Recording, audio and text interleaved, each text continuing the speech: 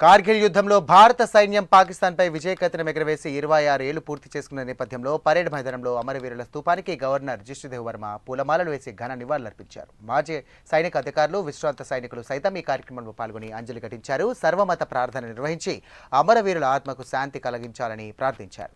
దేశ పతాకాన్ని ఉన్నత స్థాయిలోకి తీసుకువెళ్లిన అమరులకు జోహార్లు అర్పించారు.